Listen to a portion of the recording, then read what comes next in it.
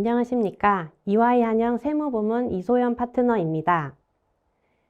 본 세미나에서는 2025년 12월 2일 국회 본회의에서 최종 확정된 세법 개정 사항 및 2026년 1월 19일 재정경제부에서 입법 예고되고 국무회의를 거쳐 2월 중 공포될 예정인 2025년 세법 개정 후속 시행령 개정안에 대한 내용을 안내드리겠습니다. 제가 안내드릴 세션에서는 법인 납세자 실무에 직접적인 영향을 미칠 수 있는 법인세법, 부가가치세법, 소득세법, 그리고 국세기본법 등 개정사항을 중심으로 말씀드리겠습니다. 먼저 법인세법 개정사항입니다. 응능부담 원칙에 따른 조세부담 정상화 및 안정적 세입 기반 확보를 위해 법인세율을 2023년 이전 수준으로 환원하여 과세표준 구간별 적용세율이 1%씩 증가되었습니다.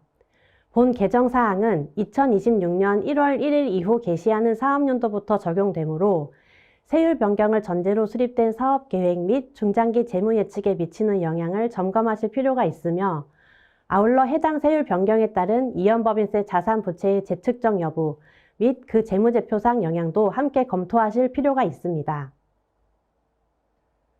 다음은 간접투자 외국납부 세액공제 적용 방식 개선입니다. 이 개정은 해외 자회사를 통한 간접투자 구조에서 기존에는 간접투자를 통해 발생한 외국납부 세액이 입금 범위나 공제한도 계산에 충분히 반영되지 못해 공제를 온전히 받기 어려운 구조적인 한계를 경제적 실질에 맞게 적용되도록 공제 구조를 합리화한 내용입니다. 이번 개정으로 간접투자 외국 법인 세액이 입금 범위에 명확히 포함되고 외국납부 세액 공제 한도 계산 시에도 펀드 등으로부터 지급받은 소득 전체에 반영되도록 변경되었습니다. 또한 공제금액 계산 시에도 기존에는 국내 원천징수 세율과의 비율 계산을 통해 공제 한도를 계산하는 방식이었으나 개정안에서는 비율 계산 구조를 삭제하는 내용이 추가되었습니다. 이에 따라 간접투자 구조를 보유한 법인의 외국납부 세액 공제 한도가 변경될 가능성이 있으며 2026년 1월 1일 이후 과세표준 신고분부터 적용됩니다. 다음은 상품 등 판매 시 손익 귀속 시기를 거래의 실질에 맞게 합리화한 내용입니다. 현행 자산 판매 손익 등의 귀속 사업연도 조항에 대한 단서 조항으로 이번 시행령 개정안에는 조건부 또는 기한부 판매의 경우 조건이 성취되거나 기한이 도래해 판매가 확정되는 시점에 손익을 귀속하도록 하는 내용이 추가되었습니다. 이에 따라 반품 조건, 매입 확정 조건 등 조건부 판매 및 기한부 판매가 이루어지는 납세자의 경우 계약 조건과 판매 확정 시점을 기준으로 손익 인식 시기를 다시 점검하실 필요가 있으며 해당 시행령 개정안은 시행일 이후 개시하는 과세연도에 판매하는 분부터 적용됩니다. 다음은 내국법인의 국채 등 이자 소득에 대한 원천징수 절차를 합리화하여 국채 등 거래 활성화를 지원하기 위한 내용입니다. 기존에는 한국예탁결제원에 예탁된 국채 등에 대해서만 원천징수 의무자가 명확히 규정되어 있었으나 이번 개정으로 한국예탁결제원과 유사한 업무를 수행한다고 금융감독원장이 인정하는 외국법인이 내국법인으로부터 예탁받은 국채 등에 대해서도 원천징수 의무자가 명확히 규정되었습니다. 이에 따라 국채의 국외 보관 거래 구조에서도 원천징수 책임이 분명해져 실무 불확실성이 해소되는 효과가 있으며 2025년 11월 28일 이후 지급하는 이자 소득부터 적용됩니다. 다음은 배당금액 소득공제 적용 대상 확대 개정 내용입니다. 유동화 전문회사 등이 배당 가능 이익의 90% 이상 배당 시 배당 금액에 대하여 해당 배당을 결의한 잉여금 처분의 대상이 되는 사업연도의 소득금액에서 공제하는데 해당 소득공제 적용 대상에 벤처투자 촉진에 관한 법률에 따른 벤처투자 조합의 투자 목적 회사가 추가되었으며 중복 배제 조항 역시 동일하게 적용됩니다. 이는 벤처투자 지원을 위한 개정이며 2026년 1월 1일 이후 개시하는 사업연도 분부터 적용됩니다. 다음은 사회적 기업의 기부 활성화를 지원하기 위한 개정 내용입니다. 현행 법인세법상 사회적 기업의 일반 기부금 송금 산입 한도는 소득금액의 20%였으나 개정안에서는 이를 30%로 상향하였습니다. 특례 기부금과 일반 기부금의 기본 구조는 유지하면서 사회적 기업에 한해 일반 기부금 송금 인정 범위를 확대함으로써 기부 여력을 실질적으로 높이려는 취지입니다. 해당 개정은 2026년 1월 1일 이후 개시하는 사업연도부터 적용됩니다.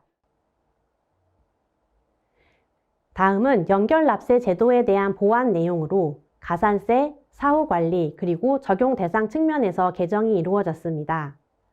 먼저 연결법인에 대한 가산세 항목에 영업용 승용차 관련 비용 명세서 제출 불성실 가산세가 추가되었습니다.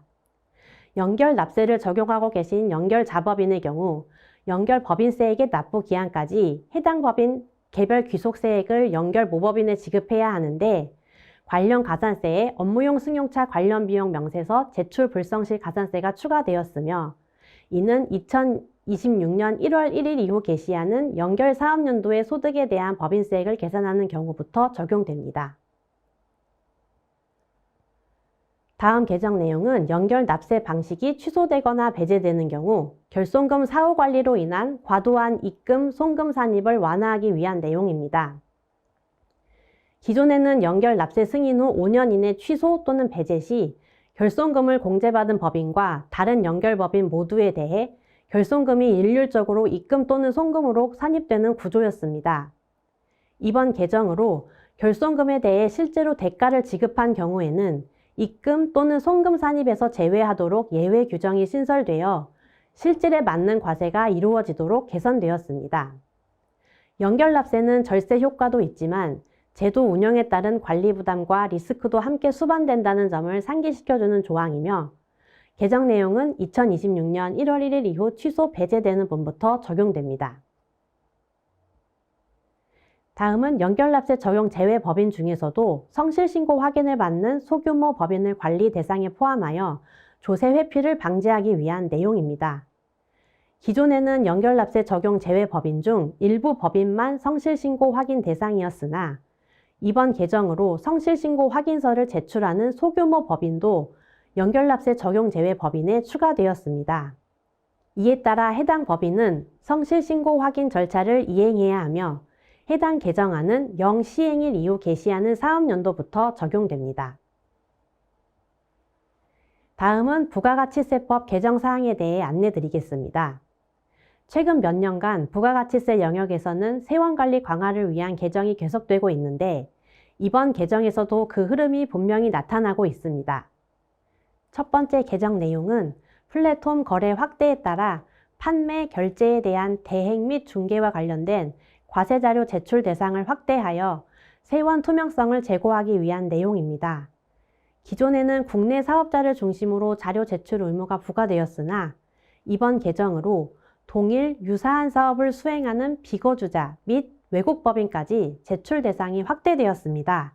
이에 따라 오픈마켓, 결제 대행, 중개 플랫폼 사업자는 자료 제출 범위와 시스템 대응 여부를 사전에 점검하실 필요가 있으며 해당 법은 2025년 3월 14일 신설되어 2025년 7월 1일 이후 판매 결제를 대행 중개하는 분부터 적용됩니다.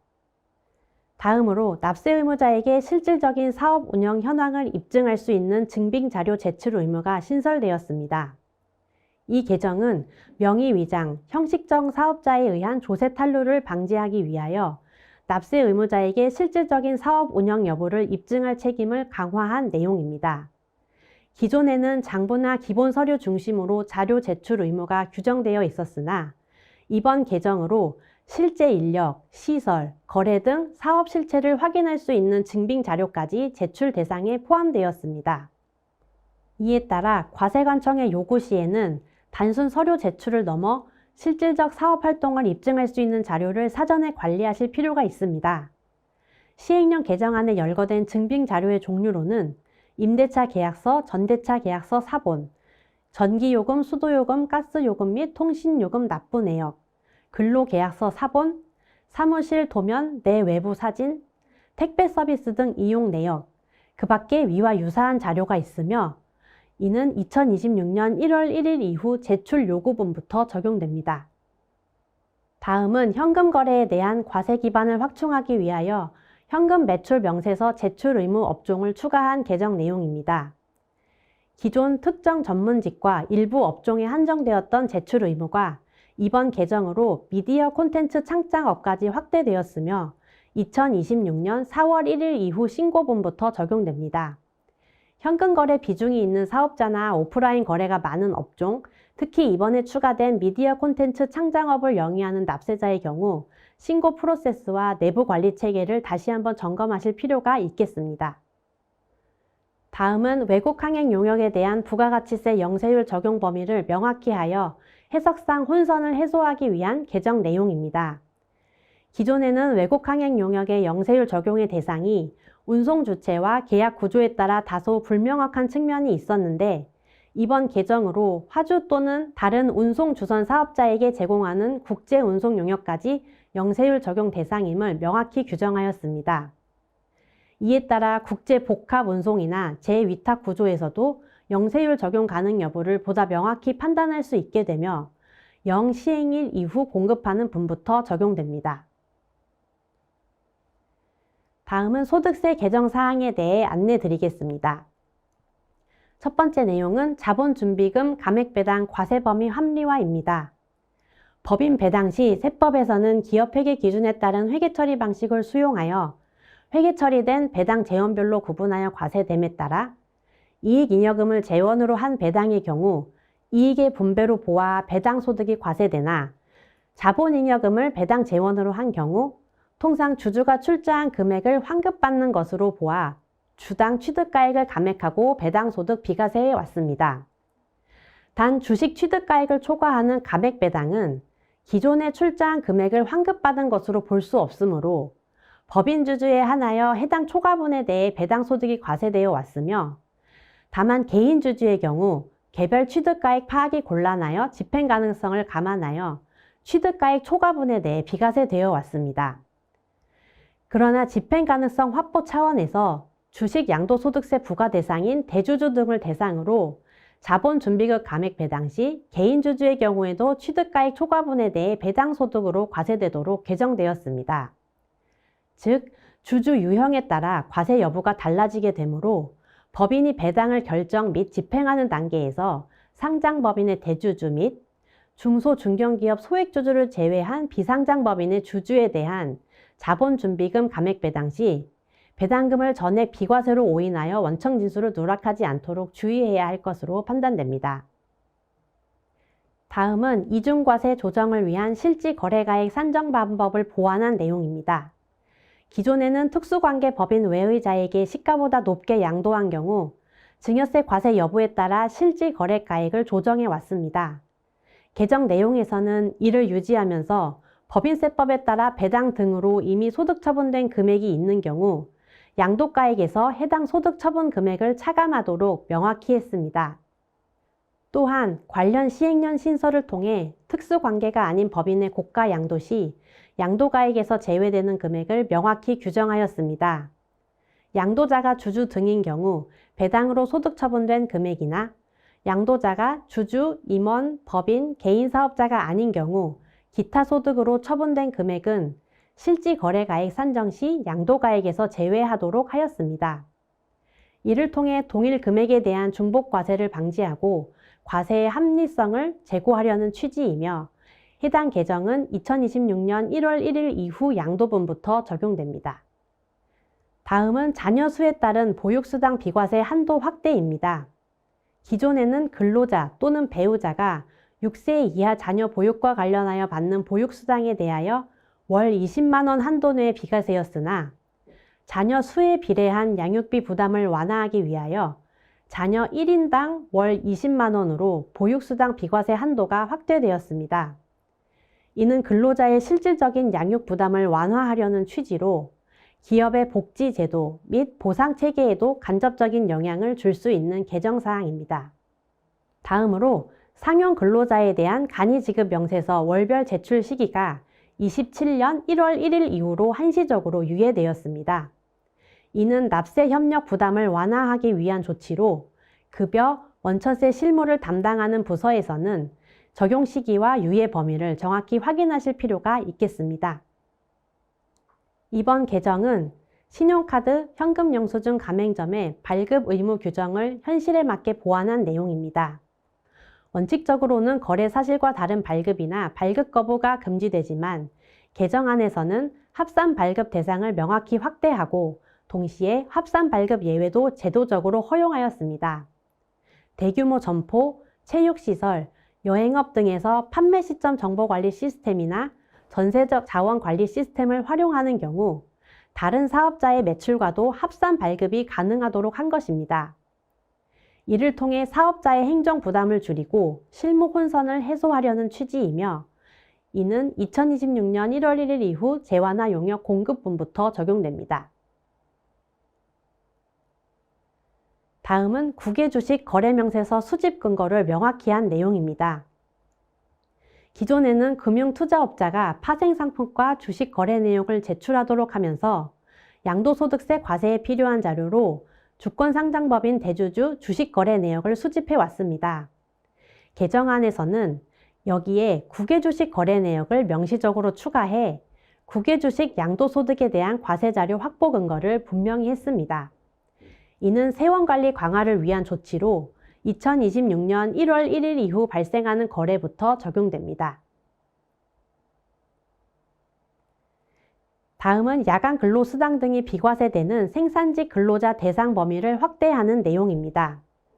기존에는 월 정액급여 210만 원 이하, 직전 과세기간 총급여 3천만 원 이하 근로자만 비과세 대상이었으나 개정안에서는 기준을 월정액급여 260만 원 이하, 총급여 3,700만 원 이하로 상향했습니다. 단 비과세 한도인 연 240만 원은 그대로 유지됩니다. 이를 통해 저소득 생산직 근로자에 대한 지원을 강화하려는 취지이며 시행일이 속하는 과세기간에 지급받는 분부터 적용됩니다. 마지막으로 국세기본법과 교육세법 개정사항에 대해 안내드리겠습니다. 납부고지서의 일반 우편 송달 대상이 확대되었습니다. 현재 납부고지서를 우편으로 송달할 때에는 등기를 원칙으로 하되 고지서 발송 예측이 용이한 일부 세액에 대한 50만 원 미만의 고지서는 일반 우편을 허용하고 있습니다.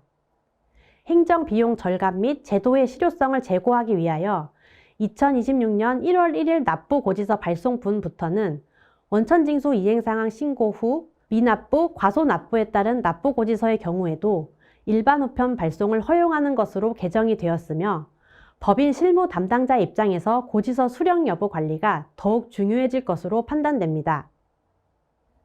다음으로 지정 납부 기한 이후 납부지연 가산세 상정 방식이 개편되었습니다.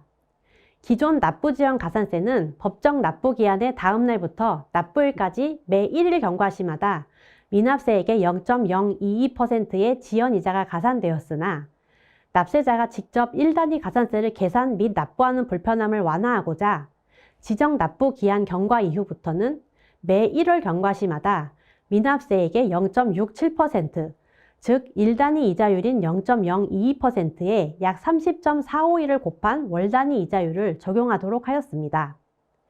해당 개정사항은 2026년 7월 1일 이후 도래하는 지정 납부 기한부터 적용되며 2026년 6월 30일 이전 지정 납부 기한이 경과한 경우 그 납세 의무 성립 시기 및 납부지연 가산세 세액 계산은 종전 규정이 적용되므로 해당되시는 납세자의 경우 납부 기한을 기준으로 적용되는 가산세 금액에 대하여 검토하실 필요가 있겠습니다.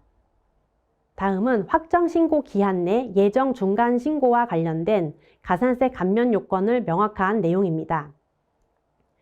기존에는 예정 중간 신고의 수정 신고나 기한 후 신고 시 일정 요건을 충족하면 무신고, 과소신고 가산세를 50% 감면해 왔습니다.